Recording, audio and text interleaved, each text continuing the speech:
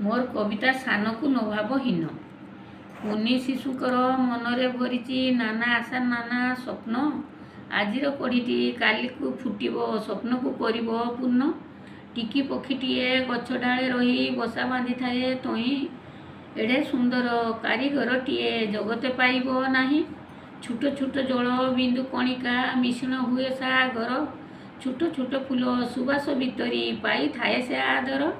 टिकी टिकी चारा बड़ होला परे होई थाए महाद्रुम। टिकी टिकी जीव नित्य नियमित करिथांती निज कर्म। टिकी महुमाछी फूल परे बसी रेणु देई थाए सिंची। पराग संगम संभवता पाई जीव रहिचंती बंची। सान कीट हेले कामटी महान अतुलनीयता दान। जगत जनक हित पाई तार रही अछि अवदान। कुनी बयसर धर्म पद जे मारिला कोणार्क मुंडी।